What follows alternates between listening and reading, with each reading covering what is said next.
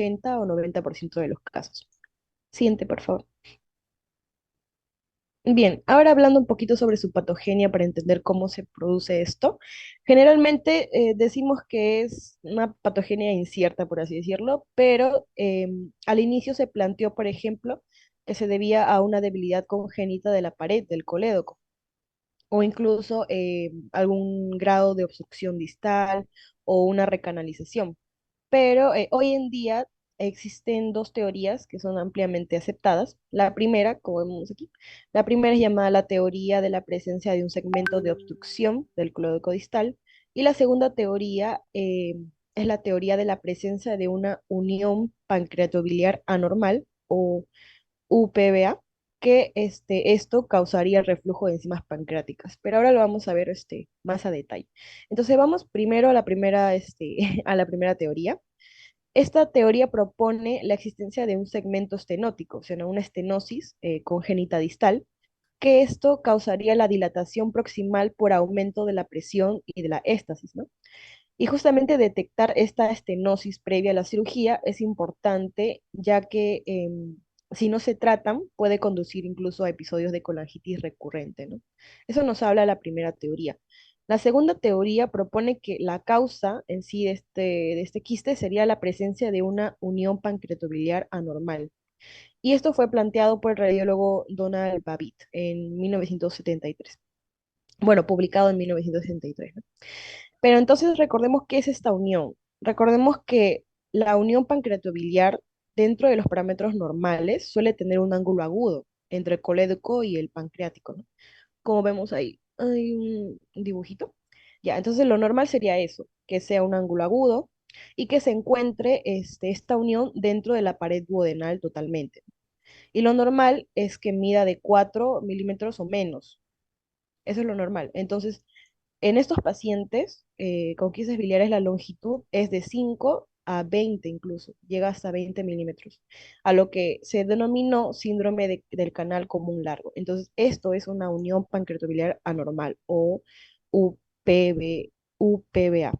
Entonces, además de eso, el ángulo, bueno, anormalmente, ¿no? El ángulo que debería ser agudo en esos pacientes casi llega incluso a los 90 grados. Entonces, este conducto largo causa el reflujo, ¿no? Del jugo pancreatobiliar por la mayor presión del conducto pancreático y esto a su vez va a dañar el epitelio, condicionando a la formación del quiste, ¿no? Entonces, esas dos teorías son las más aceptadas y la segunda es la que se refiere a la unión pancreatobiliar, que es que es importante también recordarla en los tipos, ¿no? de quistes que vamos a ver a continuación. Siguiente, por favor.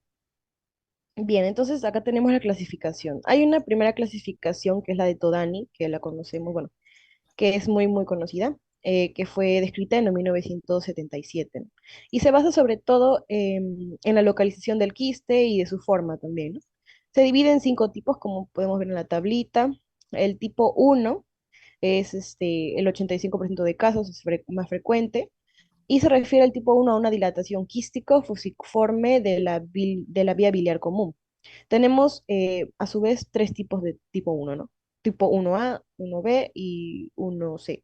La uno a es la dilatación quística y puede estar asociada, por ejemplo, a, como les dije, la UPBA, la unión pancreatobiliar normal.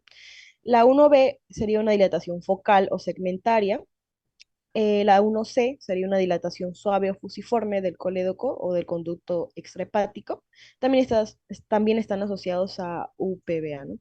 Eso sería el tipo uno. De ahí el tipo 2 tiene frecuencia de 2% y son divertículos, o sea, son divertículos de los conductos biliares extrahepáticos. Eso se refiere al tipo 2.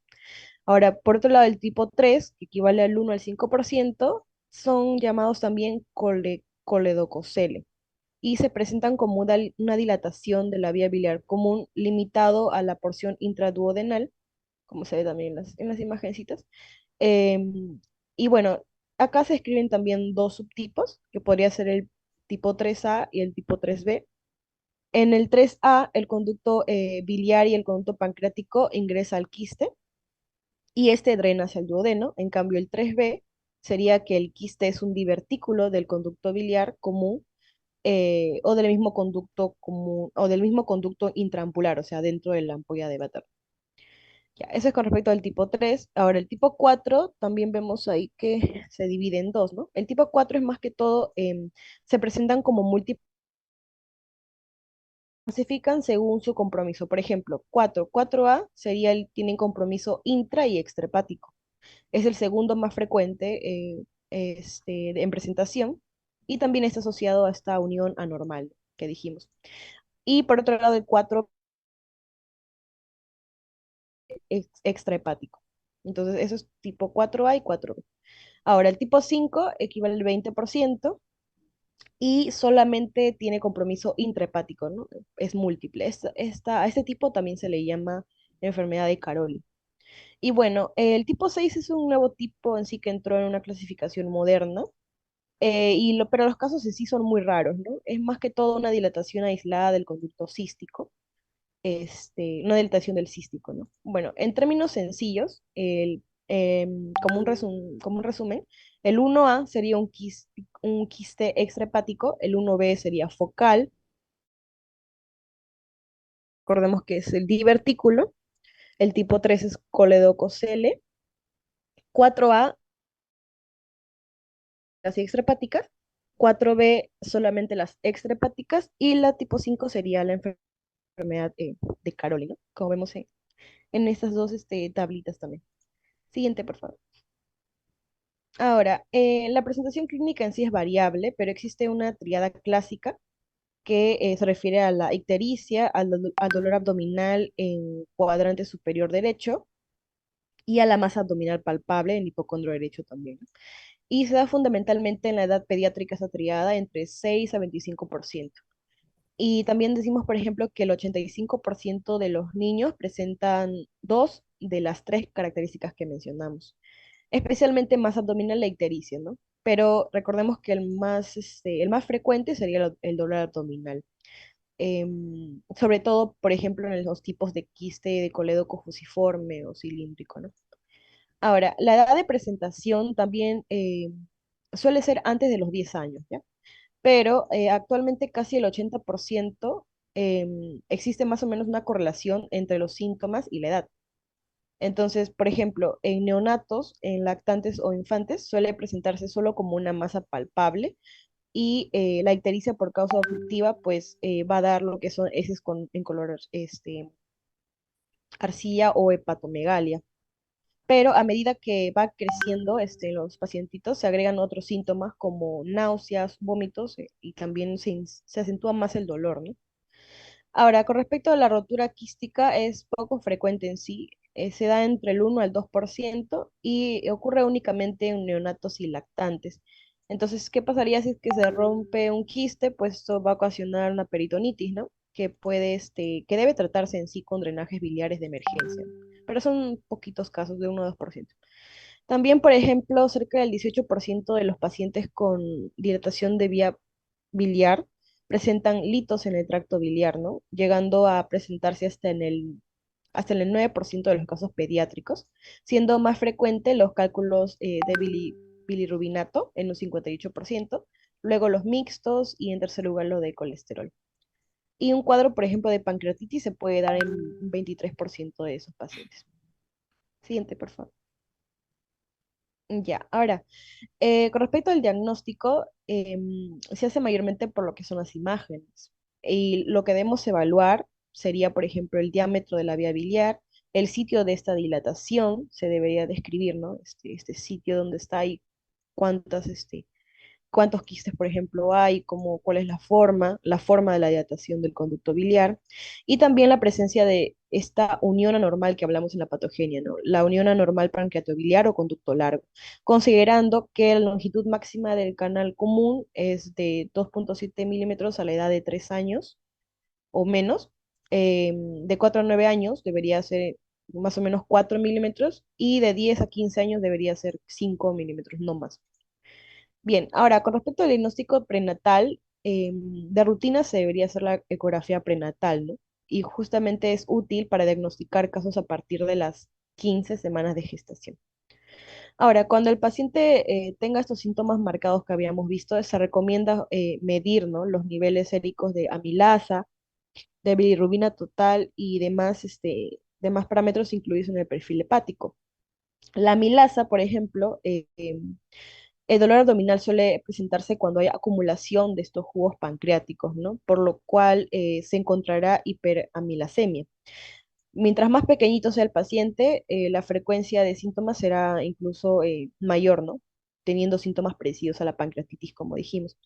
Acerca de la bilirrubina, sería predominio directo, hiperbilirrubinemia, a predominio directo por la retención de bilis, ¿no? Llegando incluso a veces a producir ictericia intermitente, ¿no? Pues la retención, ya que la retención biliar suele ser temporal por ejemplo, tapones de proteínas, pero es más que todo intermitente. Y también se pueden evaluar, por ejemplo, otras enzimas biliares, ¿no?, y pancreáticas, como la elastasa 1, fosfolipasa 2 o GGT, también pueden usarse. Y entonces, ahora, con el diagnóstico por imagen, se utilizan estas técnicas en sí: la ecografía, la tomografía, la colangiografía y la colangiopancreatografía por resonancia. Siguiente, por favor. Ahora, veamos cada una, algunos aspectos importantes que debemos conocer. Por ejemplo, la ecografía nos dicen que es la primera prueba de imagen a realizar. ¿Por qué? Porque, bueno, es muy usada por su bajo costo, también fácil accesibilidad, ¿no? Además, porque no es invasiva, por eso que es útil sobre todo en la población pediátrica. Su sensibilidad va de 71 a 97%.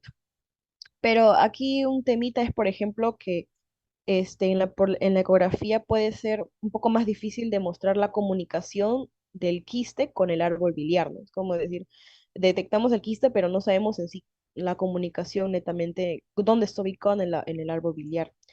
Pero aún así, esta es la prueba inicial, ¿no? Ante sospecha, la ecografía. Luego tenemos la tomografía abdominal. Y la tomografía sí, obviamente puede detectar todos los tipos de quiste, ¿no? Además, sí va a poder demostrar lo que es la continuidad con el árbol biliar y es más útil incluso que la ecografía para valorar la vía intrahepática. También el colédoco distal e incluso la cabeza pancreática en la tomografía. Eh, También, por ejemplo, nos muestra la relación con estructuras adyacentes y es útil también para detectar signos de malignidad, ¿no? Ahora, en los tipos 4A y 5 es útil sobre todo para evaluar las dilataciones intrahepáticas y para valorar la extensión, ¿no? Por ejemplo, si es que es difusa o si es segmentaria, se puede ver mucho mejor en la toma. Pero la desventaja, por así decirlo, sería que expone, ¿no?, al bebito a la radiación ionizante. Es por eso que también ahora pasamos al otro examen, que es la colangioresonancia. Entonces, esta colangioresonancia tiene una sensibilidad de 90 al 100% y es considerada, bueno, actualmente como el gold estándar, ¿no?, en imágenes auxiliares para la evaluación inicial. Eh, ¿Qué diferencia hay? Que la colangioresonancia no es invasiva y no tiene radiación, no expone al bebito. Y además puede sustituir a la CEPRE, especialmente en niños, ¿no? Por eso es muy útil en la edad pediátrica. Y se ha demostrado sobre todo su utilidad en el planeamiento de la cirugía, ya que bueno, por su baja tasa de complicaciones en el procedimiento, más que todo. Sin embargo, aquí lo que tenemos que resaltar como una desventaja es que en menores de 3 años es difícil visualizar todo este sistema pancreatobiliar por los pequeños calibres de los conductos, ¿no? Y además que, bueno, no es terapéutica a comparación de la CEPRE, que es lo que vamos a hablar ahorita. Hablamos de la CEPRE, que es muy sensible, o sea, la endoscópica, ¿no? Muy sensible para definir la anatomía biliar y es de uso diagnóstico y terapéutico, ¿no? Es por eso que con la CEPRE se podía, por ejemplo, drenar la vía biliar y realizar una esfinterotomía en caso de un coledococele, por ejemplo. Pero la desventaja es que requiere una anestesia general, ¿no?, en el paciente y pueden haber complicaciones, como sabemos nosotros, que sangrado, colangitis, o pancreatitis aguda, así que actualmente es como, por así decirlo, de elección, pero si es que no hay posibilidad de realizar los exámenes menos invasivos que hablamos anteriormente. O, por ejemplo, también se puede usar como terapéutica en cuadros de obstrucción de cálculos biliares, pero que no se ve mucho en los pacientes pediátricos. Bien, ahora también hay otros exámenes que son un poquito más especiales, que son, por ejemplo, el ultrasonido endoscópico, que a diferencia del ultrasonido transabdominal, no se limita por la contextura del pacientito o por otras estructuras adyacentes. Entonces, este ultrasonido puede darnos, como podemos ver en la imagen Porque también, tiene muchos grupos.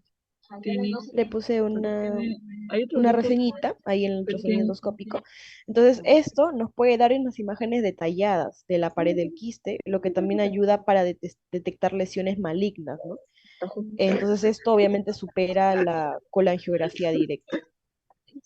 Ahora tenemos también a la gammagrafía hepatobiliar, con el uso, ¿no?, de un radioisótopo marcado que se inyecta en el pacientito por vía intravenosa, es captado por los hepatocitos y excretado en la bilis, ¿no? Entonces, esto nos va a ayudar a determinar la continuidad de quistes con la vía biliar, y en los casos de quistes rotos se vería el contraste radiomarcado, ¿no?, en la cavidad peritoneal, en caso de que se haya habido una rotura, ¿no? Bien, siguiente, por favor. Bueno, ah, ay, no te dije siguiente, sí. Ya. Sí, eso también ya hablé sobre la CEPRE y el ultrasonido endoscópico y la gamografía. Ahí están las imagencitas también. Siguiente, por favor. Ya. Ahora le doy pase a mi compañera para que continúe con la presentación. Bueno, ahora hablaremos sobre el manejo según el nivel de complejidad y capacidad resolutiva. Tocaremos tres puntos, el cual es medidas generales y preventivas, la terapéutica médica y quirúrgica y los efectos adversos del tratamiento. Bueno, antes de pasar, cabe resaltar que ante la sospecha de un quiste de colédoco, el paciente debe ser referido a una institución con capacidad resolutiva, tal como un hospital o un instituto especializado, ¿no? Hablamos de un nivel 3.1 o un nivel 3.2, el cual cuente con personal capacitado y con recursos para hacer estudios diagnósticos preoperatorios, darle un correcto tratamiento y hacer un seguimiento de mediano a largo plazo. Siguiente, por favor.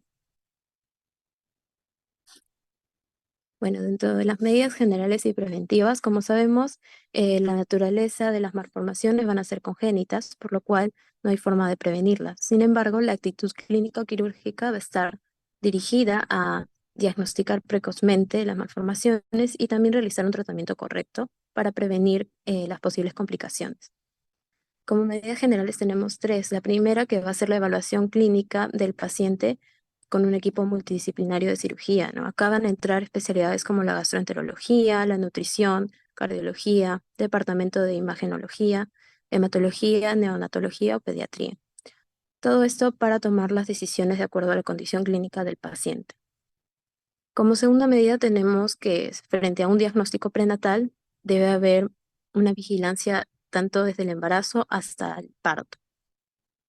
Y como tercera es que en el momento óptimo para la cirugía en los recién nacidos sintomáticos será incuestionablemente temprano, ya que en los casos diagnosticados prenatalmente tienden a desarrollar rápidamente la fibrosis hepática. Y en caso de ser asintomáticos, se debe valorar cuidadosamente los riesgos y beneficios de la cirugía temprana. Siguiente, por favor. Ahora, hablando un poco más sobre la terapéutica, tenemos que tener en cuenta de que se va a definir si es que el paciente viene con complicaciones o sin complicaciones, ¿no? El objetivo es el tratamiento quirúrgico, pero si en caso de nuestro paciente viniera con complicaciones, primero tenemos que darle un tratamiento médico. Dentro de las complicaciones más frecuentes que vemos son las colangitis agudas, pancreatitis aguda y perforación de quiste. En el caso de colangitis aguda, si tenemos una colangitis leve, lo que se va a dar es antibiótico terapia y pasar las 24 horas. Si no vemos mejoría, dar un drenaje biliar, hacer un drenaje biliar. En el caso de que fuera una colangitis aguda moderada, se le va a dar desde un inicio antibiótico terapia más el drenaje. Y en caso de que sea grave, primero se le va a dar el soporte orgánico para posterior a eso hacerle un drenaje biliar urgente. En el caso de pancreatitis aguda también se hace antibiótico terapia y se le agregan analgésicos y en la perforación del quiste se suele hacer el drenaje biliar. Ahora, los antibióticos que se suelen usar son la amoxicilina clavulánico, la piperaciclina tazobactam, los carbapenems, o se hace uso de la asociación de metronidazol con una cefalosporina o con una quinolona. Siguiente. Si nuestro paciente llega sin complicaciones, va de frente a tratamiento quirúrgico, ¿no? El cual es básicamente la exéresis completa del quiste. Ahora, este tratamiento se puede hacer de tres maneras, ¿no? De forma abierta, de forma laparoscópica y de forma robótica. Otro punto importante es que este va a ser definido por el tipo de quiste, ¿no? Que presenta el paciente. En el caso del tipo 1, el tipo 2 con base ancha y el tipo 4, lo que se va a hacer es una resección completa de la vía biliar dilatada y una colecistectomía seguida de una derivación biliodigestiva, que puede ser bien hepático, yeyunostomía en Iderux, término lateral o término terminal, o bien una hepática duodenostomía terminal lateral. En la tipo 4A, que es la que presenta ambos, tanto intra como extra, se va a realizar la hepatectomía parcial para la decisión de la porción intrahepática del quiste y la reconstrucción con hepática yeyunostomía iliar ancha en Iderrox. Siguiente, por favor. Bueno, como verán, tenemos diferentes procedimientos para los distintos tipos, ¿no? En el tipo 2, con base estrecha, lo que se suele hacer es la resección de la lesión diverticular y se hace una sutura o cierre del orificio en la vía biliar. Para el tipo 3 se divide en tipo 3A y tipo 3B. En tipo 3A lo que se suele hacer es la esfinterotomía endoscópica y también se va a hacer una toma de biopsia del epitelio, mientras que en la tipo 3B se va a extirpar quirúrgicamente o endoscópicamente. En el tipo 5, que es la enfermedad de Caroli, si tenemos un tipo difuso, lo que se va a hacer es primero hacer observación y vemos si es que hace falla hepática o hipertensión, y esto nos va a proceder a hacer el trasplante hepático. En el caso de local, hacemos la resección hepática. Y en el caso del tipo 6, que es raro, hacemos la colecistectomía para dar tratamiento a la dilatación de la vía biliar. Siguiente, por favor. Bueno, este es un cuadro que resume básicamente los procedimientos que se van a hacer respecto a los tipos, ¿no? Como dijimos, en el tipo 1 se suele hacer la colecistectomía, más quistectomía, más derivación biliodigestiva. En la tipo 2, de la misma manera. Y ya en la tipo 3 vemos que cambia a esfinterotomía endoscópica más biopsia del epitelio. Y en el tipo 4 va a depender, ¿no? Si es eh, intra, si es de tipo 4A o si es de tipo 4B. Y la número 5, que es la recepción hepática o el trasplante. Siguiente. Bueno, dentro de los efectos adversos o colaterales del tratamiento, tenemos el dolor posoperatorio, el ilio posoperatorio, la colangitis y sepsis biliar posoperatoria y el reflujo biliar. El dolor posoperatorio se ha asociado más o bueno, se da con mayor incidencia en los casos de cirugía abierta. Y lo que suele hacer es manejarlo con analgésicos potentes. En el caso del ilio posoperatorio, es básicamente por la manipulación de las asas intestinales, ¿no? Y se puede dar de 2 hasta 3 días. En caso de la colangitis y sepsis biliar posoperatoria, es debido al reflujo del contenido intestinal hacia el árbol biliar, por lo cual se da un manejo antibiótico profiláctico prolongado desde el posoperatorio inmediato. En el caso del reflujo biliar, es básicamente cuando la bilis refluye hacia el estómago y lo que se hace para evitar esto es dar procinéticos. Dentro de los signos de alarma tenemos la ictericia colestásica, la cual puede ser el reflejo de que esté presente una colangitis o una estenosis de la anastomosis bilioentérica que se ha realizado. Los vómitos, que pueden ser asociados a ilios posoperatorios, a reflujo biliar, gastritis u obstrucción intestinal. También tenemos nuevamente el dolor abdominal, la masa abdominal, la reacción peritoneal, que están asociadas a una dehiscencia de la anastomosis bilioentérica, ¿no? Es una posibilidad, puede ser secundaria a esto, o también puede ser asociado también a una hepatomegalia secundaria en el caso de la masa abdominal. Siguiente. Ahora le doy paso a mi compañera Janet. Bueno, continuando ya con el tratamiento postoperatorio. Siguiente, por favor.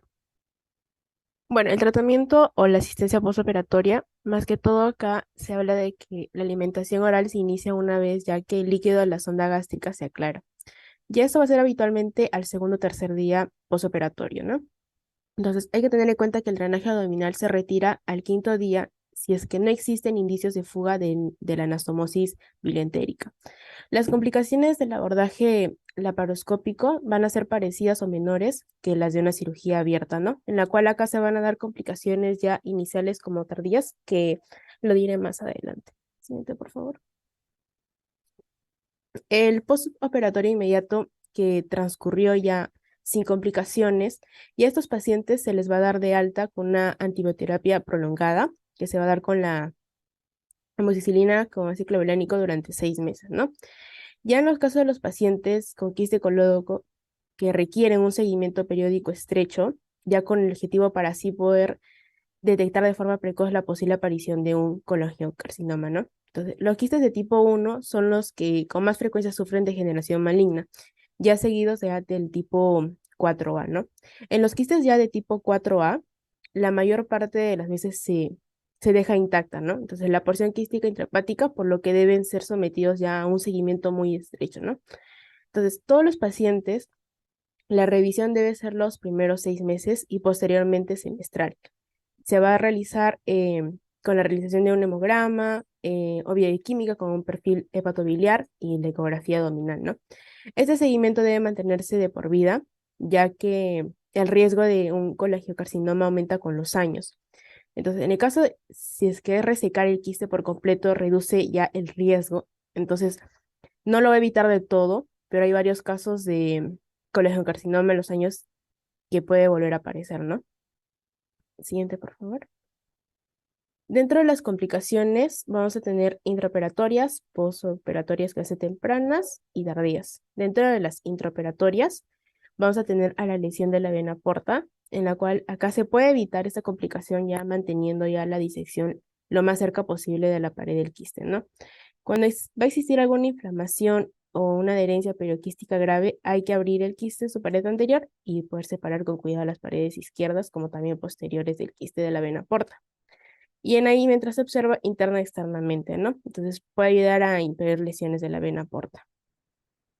Ahora, en el corte transversal de ambos conductos hepáticos, bueno, esta situación puede ocurrir cuando la bifurcación hepática se encuentra abajo y lejos del hilo hepático, ¿no? Entonces se puede evitar esa complicación localizando el orificio ya de los conductos hepáticos. Luego tenemos la lesión del conducto pancreático. Acá va a ser importante conocer la anatomía del conducto bilipancreático mediante una colangiopancreatografía o la CEPRA o una colangiografía perioperatoria, ¿no? Y luego vamos a tener el volvulo de asa de Ross. Bueno, más que toda esta complicación puede ocurrir durante la cistectomía y la hepatoyenostomía, ¿no? Entonces es obligatoria acá la inspección cuidadosa del asa de Ross, ¿no? Antes de poder realizar la hepatoyenostomía. En posoperatorias tempranas, dentro de ellas está la hemorragia, la deficiencia de anastomosis bilioentérica o enteroentérica, la fístula biliar, la pancreatitis aguda y la fístula pancreática, ¿no? Esta puede ocurrir debido ya a la exfoliación de los ductos intrapancreáticos y bueno, de todas formas son raros y suelen solucionar de manera conservadora, ¿no? En el caso de las complicaciones postoperatorias tardías, que vamos a tener la estenosis de la anastomosis, los cálculos pancreáticos, la cirrosis hepática, las heridas postoperatorias, colangitis, litiasis intrahepáticas o colangiocarcinoma. Estos dos últimos son ya de mayor gravedad y suelen aparecer ya años después de la cirugía. Siguiente, por favor. Dentro del pronóstico, en el caso del quiste tipo 1, 2, 3 y 4, independientemente de la complejidad de la cirugía, cuando se realice en el momento oportuno, ya con los recursos adecuados y con una experiencia ya requerida, su pronóstico va a ser favorable, ¿no? En el caso del quiste de tipo 5, ya van a necesitar un trasplante hepático, ¿no? Entonces el pronóstico más que todo va a depender del resultado de este, ¿no? Y de todo lo que va a implicar. Entonces, el riesgo de una malignización va a estar presente, ¿ya? Incluso después de una resección de los quistes. Por ende, es necesario programas periódicas de vigilancia, como anteriormente lo dije. Y bueno, en general se informa la incidencia del cáncer que va a estar en un rango del 10 al 30%, ¿no? Entonces, el cáncer más común en pacientes van a ser pacientes mayores y en aquellos que van a tener los quistes de tipo 1 y del tipo 4. Doctora, Eso sí. ¿puedo hacerle una pregunta? Sí, doctor. Esta incidencia de cáncer de 10 a 30%, ¿a qué población se está refiriendo usted? ¿Población adulta, supongo, o en A niños? pacientes mayores. Bueno, Mayor. es más común en pacientes mayores. Ya, ok, sigue, doctor. Sí, doctor, eso sería todo. Muchas gracias. Muy bien. A ver, pregunta, doctores. Pongan, por favor, la imagen de una de las imágenes de clasificación de adelante para que los chicos puedan hacer preguntas en función a esa imagen. Sí, por ahí puede ser, ¿ah? Ya, muy bien. A ver, pregunta, doctores.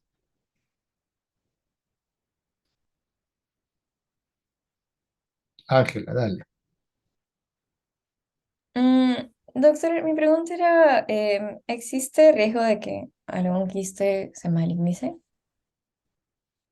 A ver, doctora, responda, por favor. ¿Y de qué dependerá eso en todo caso? Completando la pregunta de la doctora.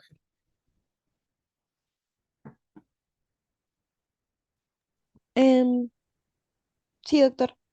Bueno, sí, con lo que estuve leyendo, en sí sí existe un riesgo de malignización, sobre todo como podemos ver en el tipo 1 y 5. Y en el 5, por ejemplo, en algunos casos llega incluso a trasplante hepático, ¿no? En esos casos. Pero en sí el riesgo aumenta a partir de los 40 años, cuando ya los pacientes son mayores. Y en caso de los pacientes pediátricos en sí, esta malignización, por así decirlo, puede empezar desde la infancia y aumentaría así progresivamente, pues.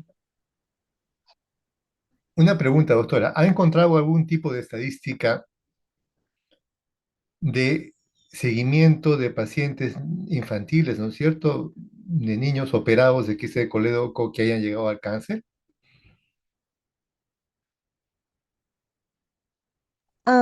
Sí, doctor. Bueno, con lo que estaba leyendo era, por ejemplo, que nos decían que algunos pacientes que habían habían sometidos a una cirugía, por ejemplo, de drenaje interno del quiste, a pesar de eso tenían un riesgo de presentar cáncer 15 años, o sea, tienen riesgo de presentar cáncer 15 años antes que aquellos que no han sido operados. Y esto más que todo, por ejemplo, se debería a una contaminación intestinal o por la misma éstasis. O sea, se Eso es lo refiere que a había los leído. pacientes que solo se le hizo drenaje, pero no se extirpó el quiste. ¿A eso se refiere? Ajá, porque por ejemplo en estudios, en estudios patológicos del quiste extirpado, encontré que por ejemplo el 7% han tenido hallazgos de malignidad. Estas, ¿Pacientes ajá, operados de niños o pacientes adultos operados de quiste de colédoco? no, no, de niños, doctor. De niños. ¿Hasta cuánto dijo usted? 7% nos menciona la guía. ¿Pacientes que no fueron operados de quiste, que solo fueron drenados o que se les extirpó el quiste? No, los pacientes que han sido intervenidos con la extirpación del quiste. Ujú. La extirpación del quiste, estos estudios patológicos, ahí se encontraron malignidad en sí el ¿Después de siete por cuánto tiempo? ciento No, no menciona tiempo en sí, doctor. Mm, Ya, Ajá. 7%. A ver, mire, para completar. Estamos diciendo de que el quiste de colédoco implica una anomalía, una dilatación anormal del conducto biliar, ya sea proximal o distal o incluso intra y extrahepático, de acuerdo a la clasificación, que definitivamente va a implicar una degeneración de la mucosa del ducto biliar. Entonces, esa degeneración, dependiendo de qué momento se atiende, de qué momento se diagnostica y se opera, probablemente, ¿no es cierto?, va a devenir posteriormente, si es que queda mucosa residual, en una probable degeneración maligna. Cuando más adelante, o sea, cuando más tardíamente se diagnostique y se opera al paciente, lo más probable es que esa mucosa haya degenerado más que un niñito pequeño que recién nace o que tiene pocos meses o años de vida. Todos sabemos de que el cáncer, ¿no es cierto?, es una enfermedad degenerativa, ¿de acuerdo?, que multiplica células cancerosas dependiendo del tipo de cáncer, dependiendo del paciente, en fin, a mayor edad. Pero también hay cáncer a menor edad, o sea, los niños también sufren de cáncer.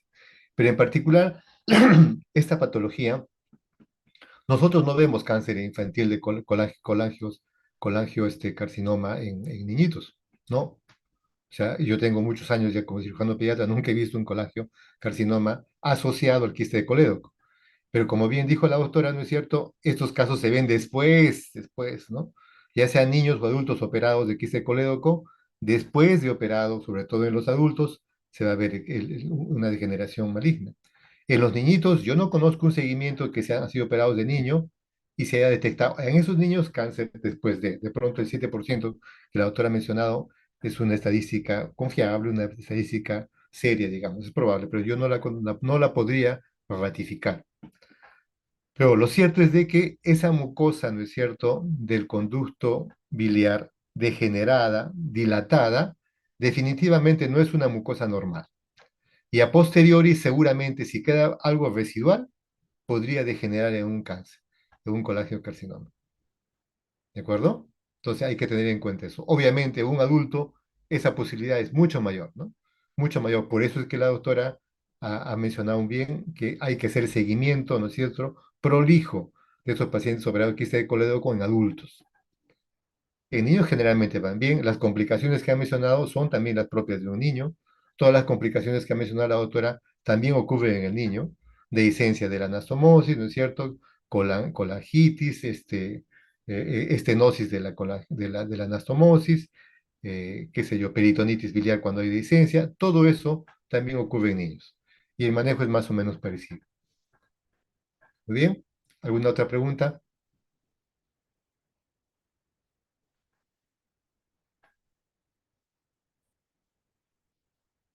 Vamos, doctores, hagan preguntas.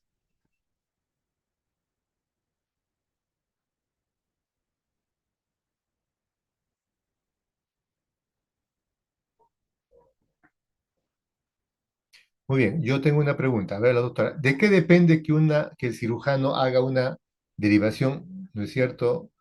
Bilio-yeyunal o una bilio-duodenal. ¿De qué depende, doctora?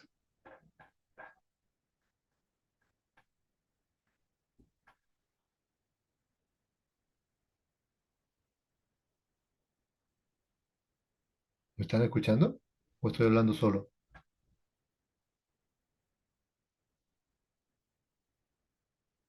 Sí, doctor.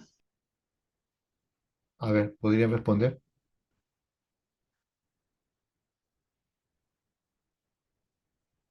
A ver, la doctora que ha puesto, ¿es más frecuente hacer la derivación bilodigestiva hepático-yeyunal Ah, ya. Doctor, sí, o este, duodenal?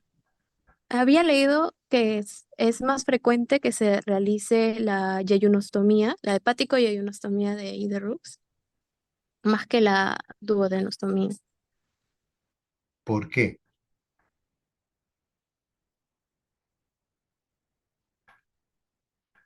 ¿Por qué cree usted que la hacen? Si lo ha leído, si no lo ha leído, dígame usted, ya después de haber conocido el tema, ¿a qué atribuye usted de que se haga con más frecuencia la hepático yeyunal y no la hepático duodenal, la anastomosis? ¿Por qué? Por los problemas de malabsorción de grasas y las úlceras duodenal, ¿no? Que son los primeros problemas que se dan con la yeyunostomía.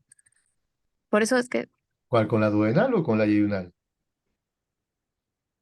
con la yeyunostomía, No, no, estamos hablando que hay una anastomosis, doctora, hepático yeyunal con Y de Brooks, y la otra es la hepático duodenal, o sea, ya no se hace una Y de Brooks. A ver, ponga usted su diapositiva de la cirugía.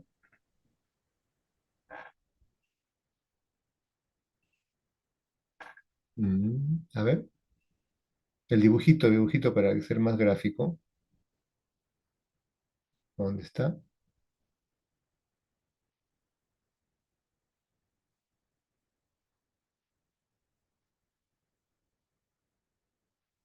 Ay, no pasé, ¿cuál es? No, no es esta, debe ser antes. Antes, doctora, antes, en la técnica quirúrgica debe estar.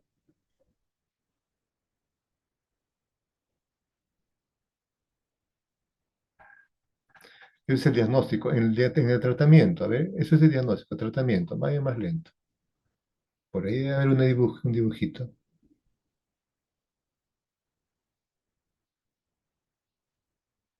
Creo que no lo han mencionado. A ver, regreso otra vez lentamente. La técnica quirúrgica.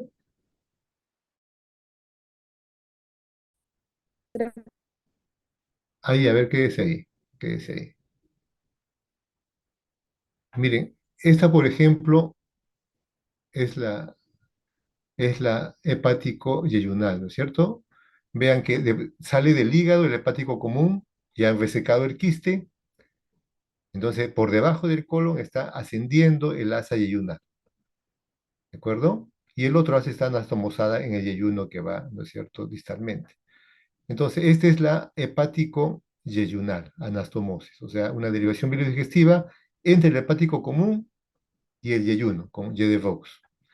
La otra cirugía es la que va directamente del hepático hacia el duodeno, o sea, ya no se lleva el yeyuno hacia allá. Entonces, hay grupos que hacen el hepático duodenal y defienden su técnica, diciendo que el reflujo que se acuse a ellos de que hay un reflujo, ¿no es cierto?, de la bilis hacia el duodeno, es un problema y por lo tanto eso originaría problemas, pero ellos defienden su técnica, la hacen y dan buenos resultados. Pero con más frecuencia se hace esta cirugía, porque evita, digamos, las complicaciones del reflujo biliar hacia el duodeno y estómago. Entonces, digamos que esta es más acertada justamente por eso, por el reflujo biliar. Pero también tiene algunos problemas de malabsorción, en fin, ¿no? Pero, en fin, esta es la que más se hace. Es la más acertada y la que menos complicaciones creo que ha traído. Y también se puede hacer cirugía abierta y cirugía laparoscópica, como bien dijeron sus compañeros. Un punto para tomar en cuenta que el coleococele, generalmente el tratamiento es endoscópico, ¿no? O sea, no se hace la cirugía acá, sino con endoscopio. Está, es parte, ¿no es cierto?, está en el duodeno a través de la vía endoscópica es que se estirpe esto con buen resultado. Bien, ¿tiene alguna otra pregunta, doctores?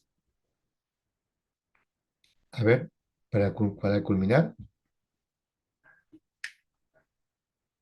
creo que ya no. A ver, muy bien. Si no tienen más preguntas, entonces vamos a concluir nuestra clase. Vamos a agradecer. Vamos a agradecer a los doctores Joel Escalante, Brian Díaz, la doctora Ángela Gavilano, Cristina Gozar y Janet Flores.